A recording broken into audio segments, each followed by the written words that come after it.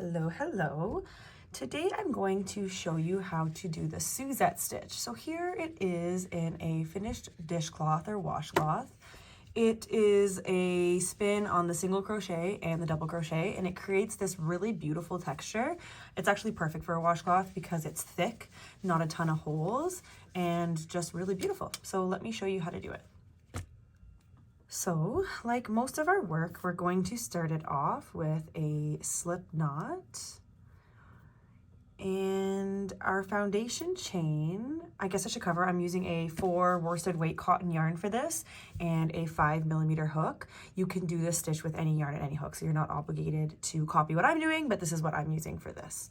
So our foundation chain is going to be an odd number. You can make it as long as you want, as short as you want, but as long as it's an odd number bigger than 1. So starting with 3, make it an odd number. I think I'm going to do 15 here.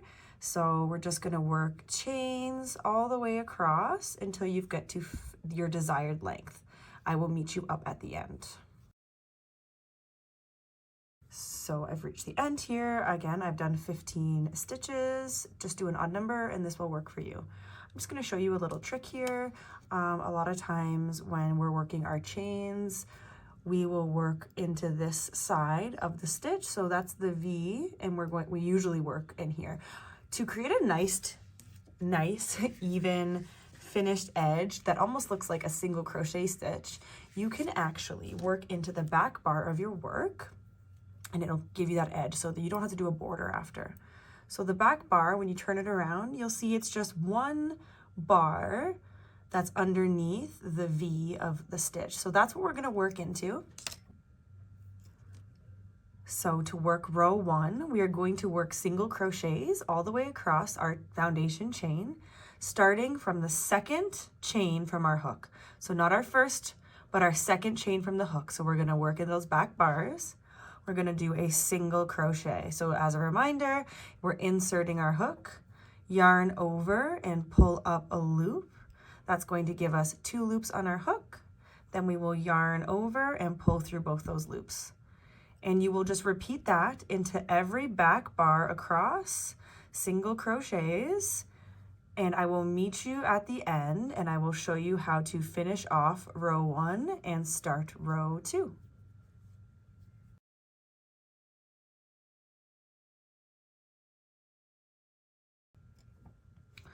Okay, so I'm just at my last stitch here. Again, finish it off with a single crochet. And then row 1 is complete, and you're gonna have something that just looks like this. So a nice row of single crochets. And like I was talking about, this is the top of my stitches here, nice even V's. And then if you turn the work over, you can see that that edge is just almost identical. So it does give you a nice edge by working into the back bars. And then it does give you the opportunity to finish off a project like a dishcloth, and you don't have to do a border if you don't want to. So just a little word of advice. We're going to then now work row 2. So this is a really important row. This is the row you're going to work repeatedly for however long you want your project to be. Let me show you how it's done. We're going to start it off with a chain 1, and we're going to turn our work. Into our very first stitch, we will work a single crochet. So one more reminder, insert your hook, yarn over and pull up a loop. So we have 2 on our hook. Then we're going to yarn over and pull through both loops. Next, we will skip a stitch, and in the following stitch, so not this stitch, but the following stitch here, we are going to work a single crochet and a double crochet into the same stitch. Let me show you. So skip into this, work a single crochet, and then a double crochet into the same stitch. So yarn over, find that stitch, insert your hook, yarn over, pull up a loop. We'll have 3 on our hook. Then we will yarn over, pull through the first 2, and then we'll yarn over and pull through our final 2. And that is the Suzette stitch. I know, ridiculously easy.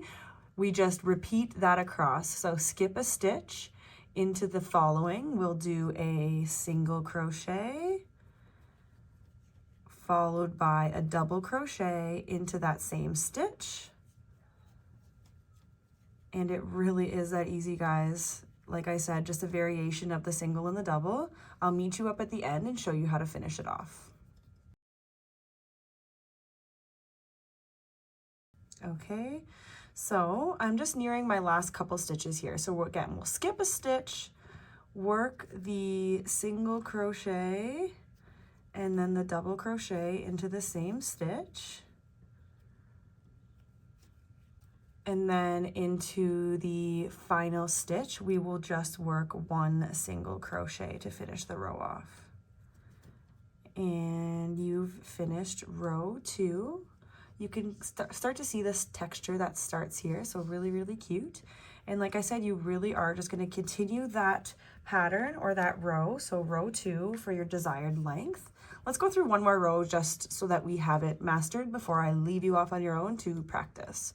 So chain 1, turn our work. Into that first stitch, we will work a single crochet. Then we will skip a stitch, so there's your V on top. Into the following, we will do a single crochet, followed by a double crochet into the same stitch. And repeat that across. Skip a stitch, single crochet, double crochet, and that is it, guys. It is so simple, and it's actually just kind of mind-boggling how many different stitches you can make just by learning the couple basic stitches.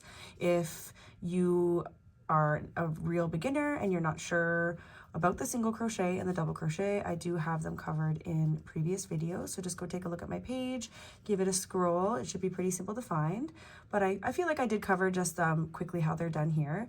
And like I said, it is just cool to see how many different types of like textures and patterns you can create just by switching up the single and the double crochet or just some of the basic stitches. So I will finish this up here and just give you another quick look at the nice texture it's creating.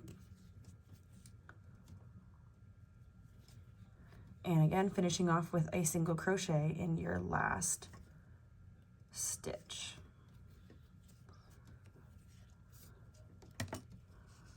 So if you just continue that on for however long you like, you will have just a really, really neat looking pattern or stitch. Again, that's the Suzette stitch.